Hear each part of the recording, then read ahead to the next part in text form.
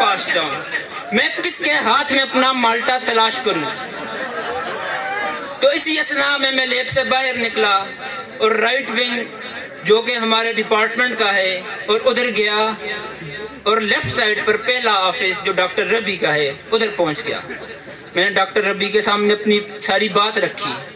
उन्होंने कहा बेटा तुम्हारी हेल्थ इम्पॉर्टेंट है, माल्टा इम्पॉर्टेंट नहीं है, अपनी हेल्थ का ख्याल रखो, माल्टे को छोड़ो। मगर फिर भी मैं स्टाफ को कहता हूँ जो हो सका आपकी मदद करेंगे। तो मेरा दिल मुतमईन न हुआ तो मैं उनके ऑफिस के सामने से निकला, ऑफिस से निकला और सामने ही मैं डॉक्टर खालिद साहब के ऑफिस में घुस गया। डॉक्टर खालिद साहब से मैंने अपनी रुदात सुनाई।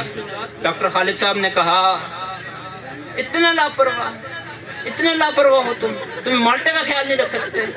पता है यूरोप में माल्टे घूमते हैं तो क्या करते हैं, उनकी यूनिवर्सिटी ने रिसर्च कर रखी है। पता है? नहीं पता होगा, बुक्स ही नहीं पढ़ते हो, ब्लॉग्स पढ़ के आ जाते हो मेरे पास। मैं बुक रिकमेंड करता हूँ तुम लोगों को, बुक पढ़ो, जाओ देखो, उससे आपको फायदा होगा। मैं वहां से निकला, मैं लेफ्ट विंग में गया। लेफ्ट विंग पहला ऑफिस नहीं, दूसरा ऑफिस, लेफ्ट साइड पे पहला ऑफिस, लेफ्ट विंग में। नाजुक सूरत हाल से बचते हुए मैं डॉक्टर उमर के पास पहुंचा। डॉक्टर उमर से मैंने कहा डॉक्टर साहब मेरा माल्टा गायब। उन्होंने कहा फैकल्टी ऑफ माल्टे ढूंढेगी, फैकल्टी का ये काम रहेगा। मैंने कहा सर स्टूडेंट हूँ, कुछ ख्याल। उन्होंने कहा खुद ढूंढो। मैंने कहा सर ढूंढ तो सकते हैं। उन्होंने कहा तभी एडमिशन दिया, ढूंढ सकते हो तो। मेरा दिल मुतमईन न हुआ।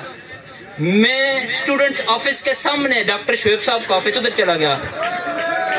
मैंने डॉक्टर शोएब साहब से बात की। मैंने कहा मेरा माल्टा गायब। उन्होंने कहा लैब में खाना पीना मना है तो आप माल्टा क्यों ले गए? मैंने कहा ना माल्टा खाया जाता है न पिया जाता है। उन्होंने कहा तो डिबेटेबल टॉपिक है बेटा, इस पर डिस्कशन हो सकती है, मगर आपकी अभी मेरे पास टाइम नहीं है। तसल्ली दिल को ना हो